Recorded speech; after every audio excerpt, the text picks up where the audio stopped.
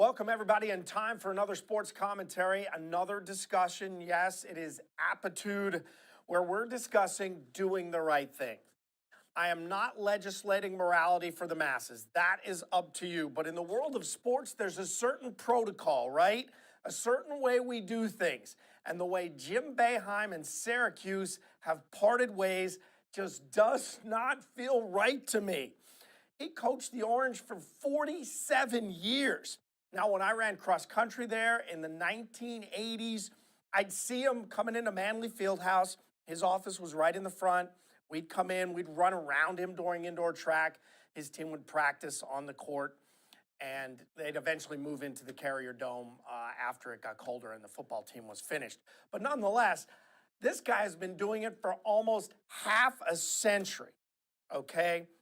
And after more than 1,000 victories, and there's Coach Boeheim, 35 NCAA tournaments, 5 Final Four trips, a national title. He's on the Mount Rushmore of sports coaches. Yet when his team was ousted from the ACC tournament, his post-game presser was cryptic. When asked if he was retiring, he kept saying it's up to the university, that they hadn't offered him anything.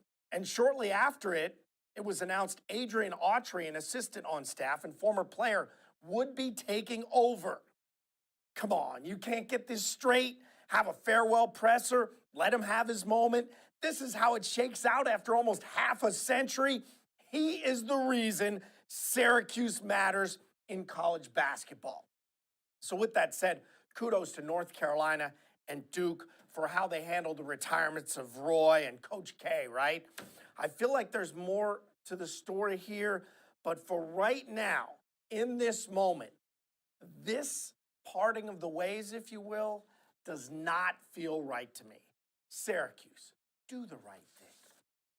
Speaking of doing the right thing, we have the enigma wrapped in the riddle. That is the current Morant situation. Reportedly brandishing a firearm on social media, a live feed.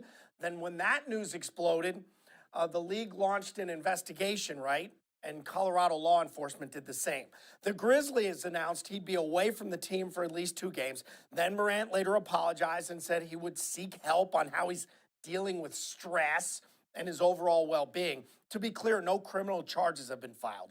But the NBA has rules against having firearms on the team's premises. That means the plane or the locker room. So he could face a lengthy suspension. But I'm going back to my original statement. Do the right thing.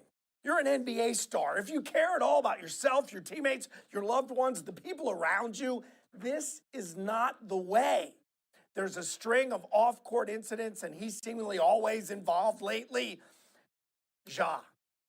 Need I remind you and all your fans, there was this guy named Gilbert Arenas not too long ago who got a 50-game suspension out of the NBA for taking a gun in the locker room.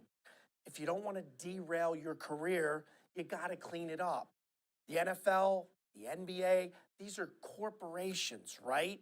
They don't play. If you mess with their brand, you put yourself and your career at risk because nothing is more important than the brand, except maybe doing the right thing. But that's just my opinion. I've been wrong before.